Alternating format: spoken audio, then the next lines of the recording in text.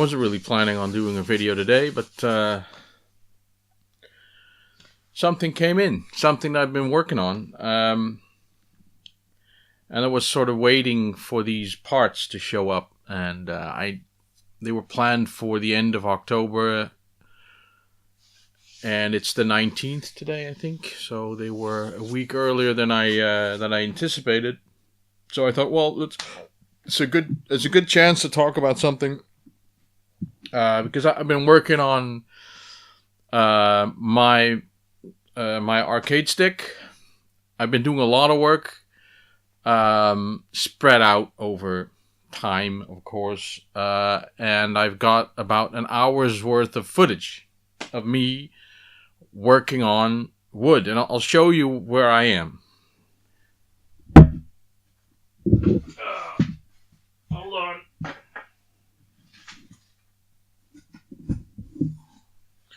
So far, I've got the board. This is cut to size, and as a little detail and a tribute to IKEA, it still has the IKEA logo on it. I have put the design of where the buttons and the sticks go, put it on there, and drilled the pilot holes, and all the way through, because I'm going to drill holes, and I made a little trial hole, which because drilling a hole like this and making it not come out as an oval takes a bit of skill. But I noticed that this bamboo wood gets really rough on the inside where the drill comes out. So the trick to prevent that is to drill in from both sides. So my pilot holes were supposed to be really straight, but they weren't. So I'm going to have to... Well, one of them wasn't, so the rest was pretty okay. So I've got that. I cut the base to size, and I sanded the edges. And this is a tricky one because, as you can see, well, maybe you can't see it, but it's not straight edges. They're slanted. So this is the base, and this is the bottom, which goes in, and I have to... Oh, sorry. See, that was in there, and I took it out. It doesn't look like much, but it took me about an hour to do all that. And I filmed everything. Now, I also filmed my mistakes, and because the guy who designed it made a little IKEA manual, and it looks really simple, but you run into stuff, the way IKEA makes it foolproof, right? There's nothing, everything's been prepared for you. All you have to do is hold the pieces together and screw the things in. How anyone can fail to put together an IKEA flat pack is beyond me. You have to be some special kind of stupid. I've never had screws missing or anything with IKEA. I mean, it's easy. This stuff is made to look like IKEA, but it's not, because I've made a mess of a couple of things, but it's not so bad that I had to start over. It's just that I have to keep adapting and keep things up. Anyway, I made the video of me doing the woodwork, but it's an hour-long video, and I thought, I would watch that. I would just maybe just listen, because I don't talk. You just hear the birds chirping in the background, and the jigsaw going and all that. But I thought maybe that's me liking that, and other people might not. So what I'll do, and I'll do that now, I'll just chop it up into a couple, like 6 or 7 parts, so that you can see me do it, and in 5 or 7 minute pieces. something like that. So we'll get about a couple of videos. I don't know how many, and I will upload those, or I'll release those like one a week. Otherwise, I don't want to be spamming your YouTube feeds, which I hate when that happens. This week, 2 channels decided to upload their backlog. You get 10 videos in a row. I just unsub those channels. I'm done with that. Don't do that. It's annoying. I've got like 30 videos each day that are uploaded and that are in my feed, and I don't watch everything, but I sort of choose. And all of a sudden, there's this batch of gameplays for something that I don't care about. No. So, if you've noticed an unsub, it might be me.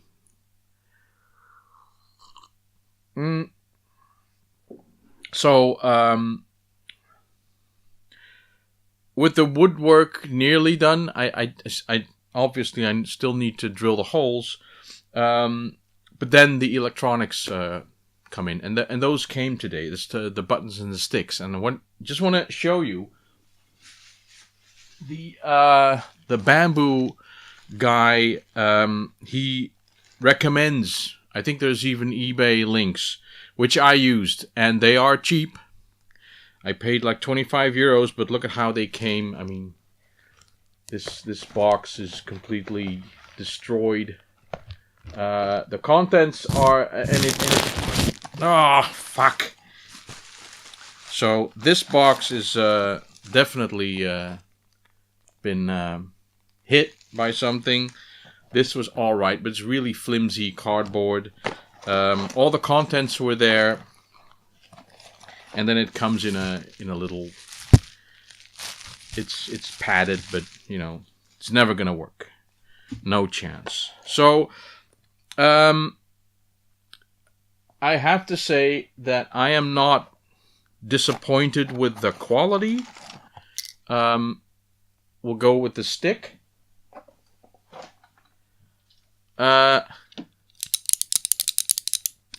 Definitely a micro switchy clicky. Not bad at all. The only thing is that there's a connector here which goes to... hold on. Right. No preparation. Hold on. You get these buttons.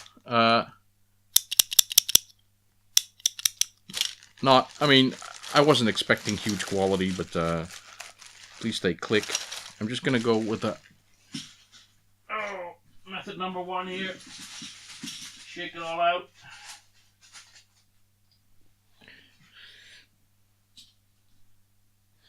There's a little converter board that converts everything to USB.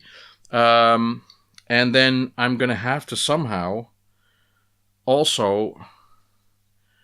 I'm going to have to double wire this because I also want this to work for JAMA. So I don't know how to do that yet. But all these pins were bent out of shape because of, on both the sticks. So that isn't really a problem because I was able to bend them back. Although I don't know how they were supposed to look.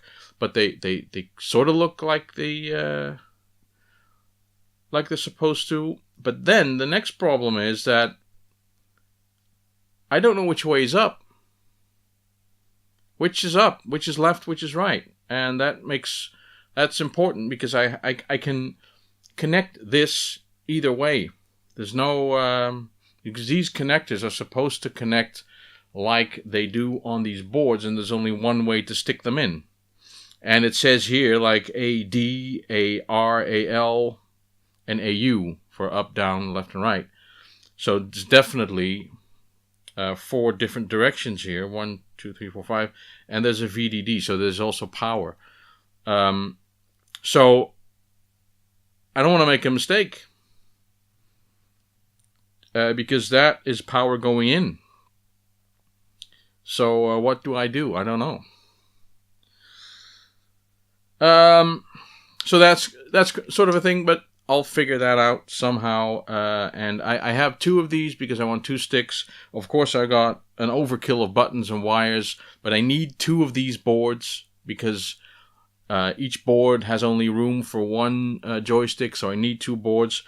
Not to worry because I've got plenty of room in that stick. So, but you know, there we go. I got the stuff in, and I'm not unhappy. Just the packaging was shit, and there was some mild damage and some research to do. So, yeah. Ooh. So I'm gonna edit the woodworking video that I have, and I'll upload this video and the first part of the wood stuff. So that's the thing. And yeah. Oh, right. I ordered a because I'm still working. Well, not actively, but I still got some Commodore 64 repair video material as well, which I haven't looked into at all. And I should do that. I just need a Friday where I have enough time to do all that.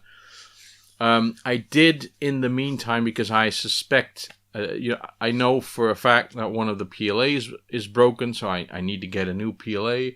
And I suspect a SID to be broken now. You can get... No, I have to rephrase that. There are several people who have made replacement PLAs and replacement SID chips of varying quality. Now, I was thinking of, there's the Plankton, there's the Super PLA, and there's the PL Advanced or something. And then there's the SwinSid, which has a SwinSid Nano and a SwinSid Ultimate. But the downside is that when you go and look for these chips, you can find the websites or the Facebook pages of the people that make them. But they'll have messages on them like, "Oh, they're all sold out, and I don't think I'm gonna make any more," and all that. I sent an email to this guy who has a website, and he's from the Czech Republic. He's got a website with all the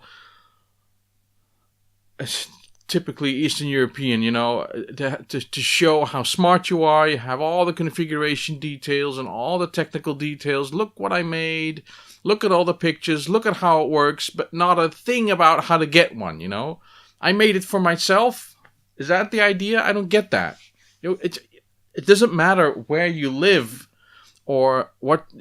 If you want to sell something, or at least you want to share your invention, at least include a way of contacting you and have an idea of how to buy or how to sell or how to send or how to ship. Have something, and then when you get an email from someone who's interested, this guy, then at least respond, "Hey, thank you for your interest, and I'm really busy right now, but I'll get back to you," whatever. Nothing. Now, I'm notorious for pissing people off over email or over any written media, maybe even this as well, I don't know. So it's probably in the way that I phrase my question, and I do my best, to do it really gingerly and really kindly, like, "Please, can I please buy one of your..."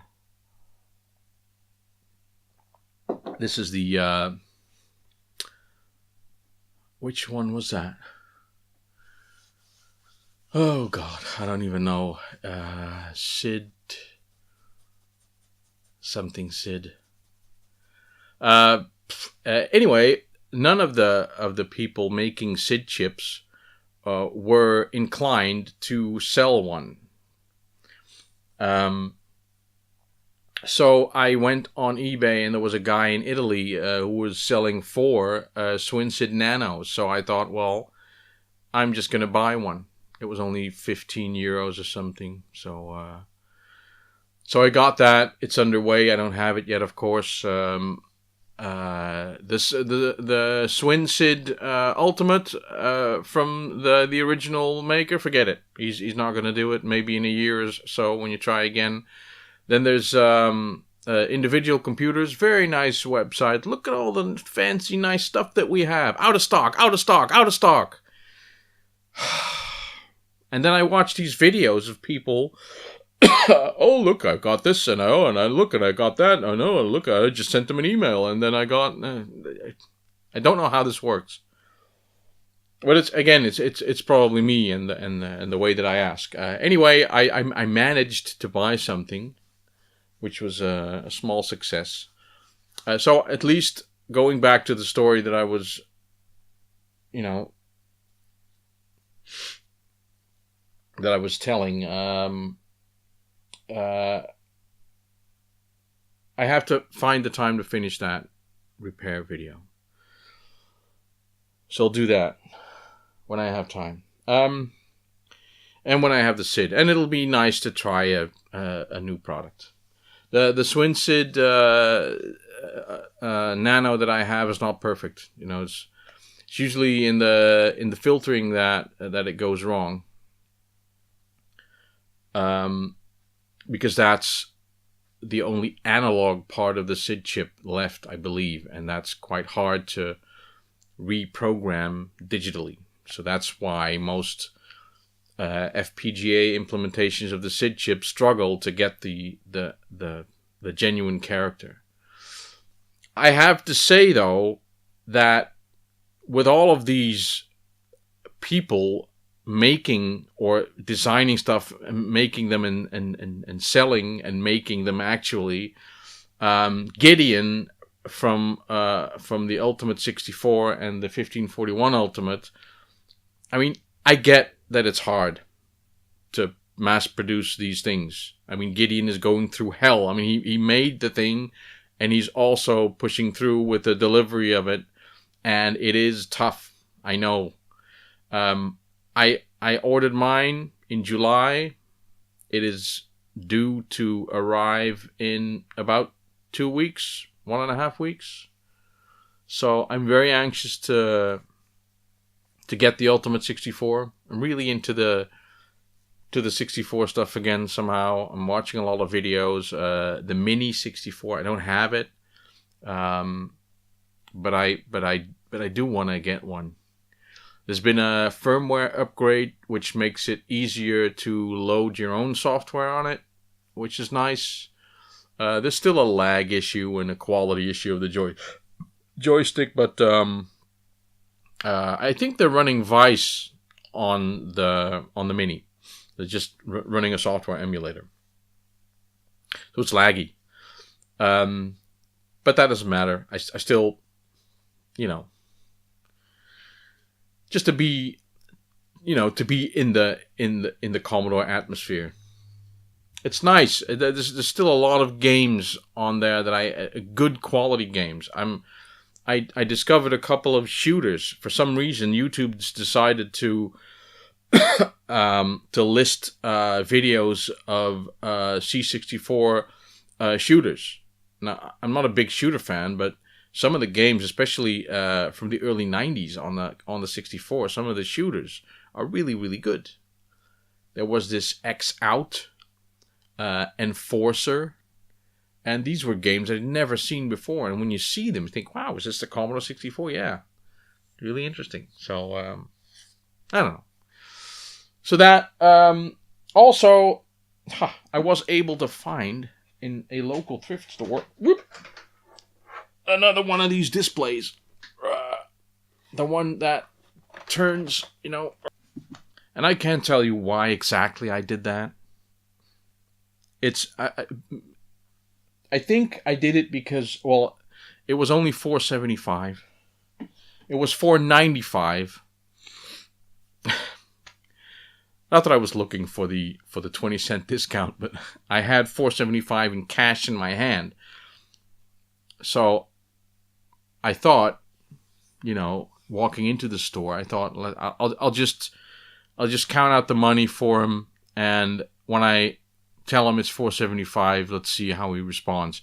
I also had some bills in the same hand, basically, at that time. So I could have paid the $495, no problem, but it worked. I was counting out the money. So, it's $475. Sorry, and he said, it's okay. So I 20% discount. Anyway, I got 2 of these monitors now. So if one breaks, I'll still have another one. But I bought this at a different thrift store than I did the other, both in my town. And I thought, what's the odds of me finding 2 identical monitors, both swivel monitors, both HP monitors, both the same color? I thought it was... So I thought maybe some business went... Or they sold their screens. And then I was at the local supermarket, and I saw these screens. And there was another place, another store, I think, where I saw the same screen. And they go, it's probably some business selling these locally. And then after a couple of years, people from the stores, they get new ones. And what do you do with the old ones? Well, they go to the thrift store. To the thrift store. One asking a tenner, the other half the money. So anyway, I got 2 now. They will be for my 19-in-1 and 60-in-1 combination thing. I got a JAMA cable in. I'll show you.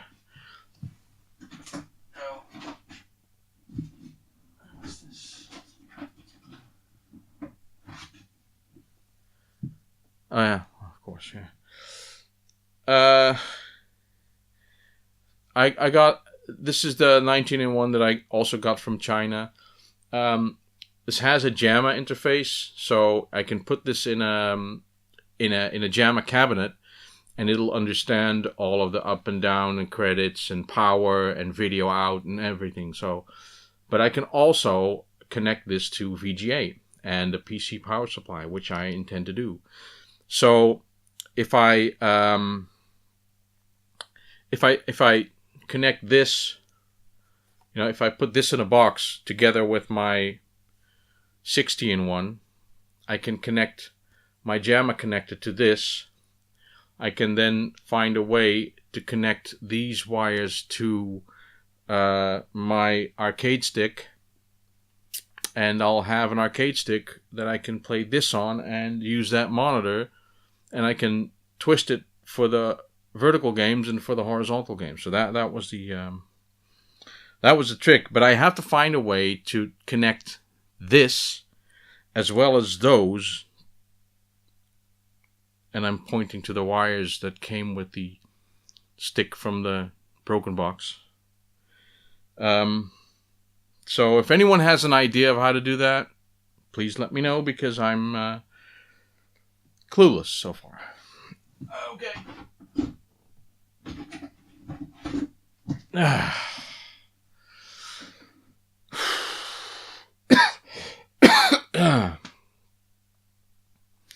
So, thank you for watching, and I will see you. I will see you next time, and you can watch the bald spot on the back of my head in my woodworking videos. See ya.